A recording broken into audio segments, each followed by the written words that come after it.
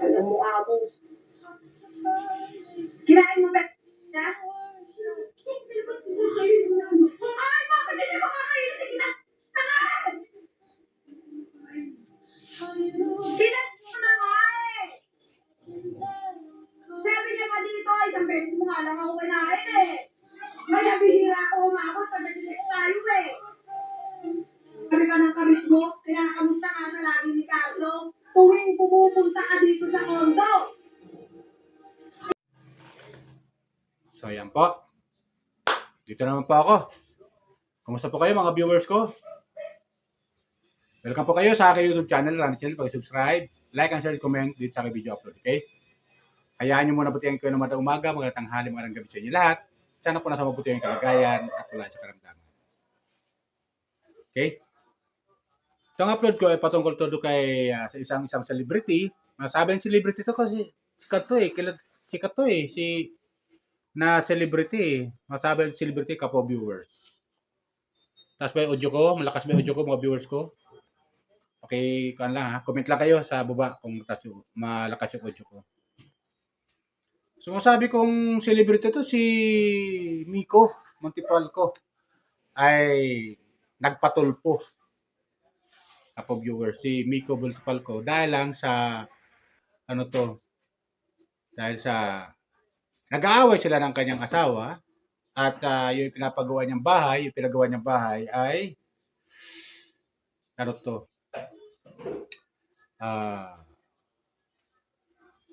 tawag dito yung pinapagawa niyang bahay. Hindi natin maintindihan kung papagiba niya o papagiba niya pinagawa niyang bahay na maganda pa naman bahay ito. Hindi lang 1 milyon gito, 5 milyon. Pinagawa bahay, ang halaga, bahay na to. Somewhere in Bulacan, Kapobwer. Doon sa lupa ng kanyang mga biyenan. Ngayon, Kapoviewers, doon sa napod kong video upload kay Senator Rapi Tulfo, sa Rapi Tulfo in Action, nagreklamo si Miko Montipalco ay napanood ko doon sa kanya na talagang umiiyak siya. Masama talaga loob na siguro dahil sa pag-aaway na rin nila mag-asawa at nanghinayin na rin siguro siya doon sa ginastos yung pinapagabahay nagkakalaga 5 milyon at kinakausap nga niya kat maaari ibalik nila yung pera sa kanila yung bahay. 5 milyon yun eh. Alam mo viewers, sayang yun, 5 milyon. At dito, napanood ko rin yung kanyang nung mag-research ako, yun nga, napanood ko yung pag-aaway nila mag-asawa. At kinunan to ng video mismo ni Miko habang siya nagipagsagutan do sa asawa niya, kapalitan sila ng ng kailang conversation nila mag-asawa ay kinunan niya ng video ito habang nakipag-usap sa asawa niya. At ito, kumuha ko ng video, panoorin natin, kabo viewers. Kayo nang humusga. Kung tama ba yung mga mga pinagsasabi dito ni Miko Montipalco. Okay? Panoorin natin.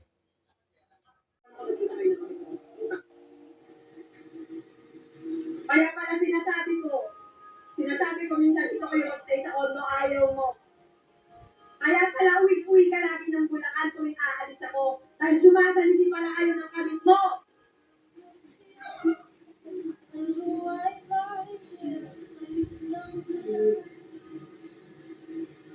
Alam mo ako. Kinain mo ba? Na? Hindi ba kumakain mo? Ay, bakit hindi mo kakain? Hindi kita. Tangan! Kinain mo na nga eh.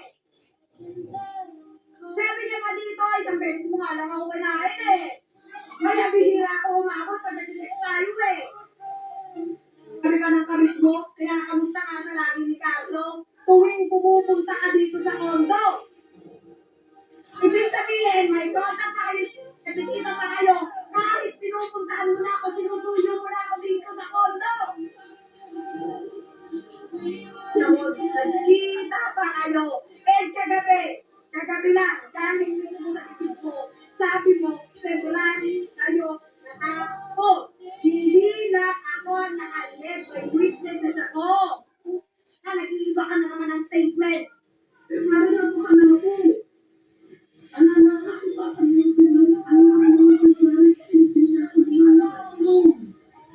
Hindi ako lumalabas ng loob.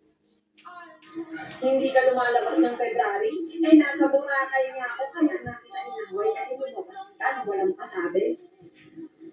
Oh, hindi ka lumalabas ng February? Boy, boss! Ang huli-huli ka na naman sa sarili mong bebes. Oh, ano? Kasi patulungan ka, liar ka kasi! Liar ka!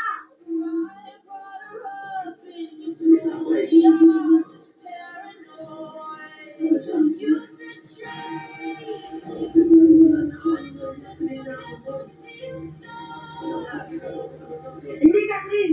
Wala. Never ka naging clean. Dahil hindi ka naman aamin sa akin. na may Kung hindi pa kita nahuli. Tama?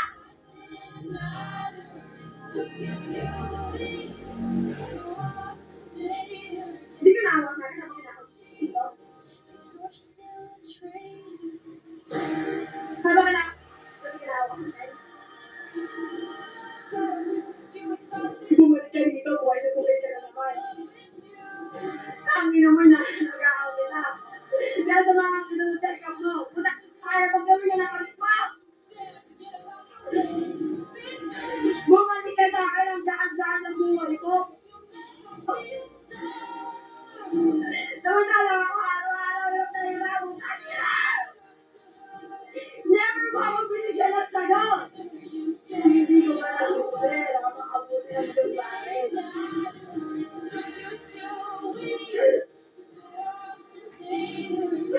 Sana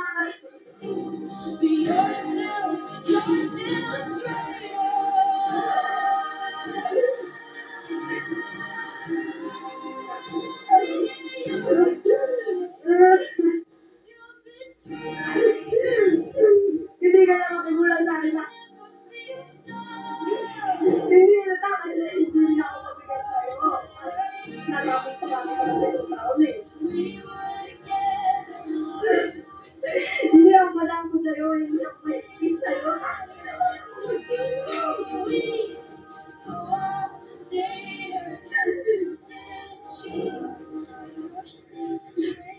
At kinalibog na libog ka? Libog na libog ka? Ha? Labot sa akong pera, putang ina mo pala mo sa mga anak mo, pero putang ina mo mo meron ka. Tayo! You were true, there's no damn way that you could fall in love with somebody like with me. Hindi ka na may sakit ako sa mga panahon na yun. May All the twisted games. So, yun. Di ba, kapo-viewers? Panood natin. Sobrang sama ng loob niya talaga dito sa asawa niya. Dahil ayon sa kanya, ayon sa kay Miko, eh, may kabit daw yung asawa niya. At kung ano mga sinasabi, mga kapo-viewers, mga hindi magandang pakinggan kay Miko, yung mga sinasabi doon sa asawa niya. At ito naman siyempre yung asawa niya, hindi mo natin makita sa camera, si Miko lang nasa camera, ay sumasagot at pinabubulaanan yung mga sinasabi ni Miko. Di ba? Pinabubulaanan sila sabi ni Miko Montipalco doon sa asawa niya. At ayon kay Miko, pinapalamon niya rin itong asawa niya. At ayon din sa kay Miko, doon sa pakinggan natin, may sakit siya. Tapos ganun pang gagawin sa kanya ng asawa niya. May kabit daw. Di umano. Sabi ni Miko. Doon sa napapanood natin video na yon. Diba? Alam niyo naman, hindi tayo basta-basta maniwala dahil nga to si Miko ay ano to? Content creator. Diba? Hindi basta tayo maniniwala. Pero doon sa conversation nila ng asawa niya, bagamat din nakita yung picture, yung mukha ng asawa niya, sumasagot yung asawa niya. At pinabubulaanan yung mga bintang ni Miko doon sa asawa niya. Di ba? Alam magsalita si Miko nung wala siyang kausap doon. Di ba? Kapo viewers. At nakipay ka sa background, makita na mapapakinggan natin sa background, mayroon siyang kausap doon. At yung asawa nga niya, tudo tanggi sa mga binibintang ni Miko sa kanya. Di ba? Kapo viewers. Kaya, Yung napanood natin yung pagpapatulpo niya do kay sa programa ni Senator Rap Tulfo sa RTIA, sa kausap nga niya si Atty. Garrett, ay di tayo maniwala na ganun nga katotoo. Gaano katotoo yung kanyang reklamo. At yung nga, yung bahay nila na worth 5 billion pagpagawa, ay hanggat maaari, ay sa kanya, ibalik nila yung pera. Ibalik nila yung pera, pero ayaw nga kay Miko, di umano, ay nakausap yung mga magulang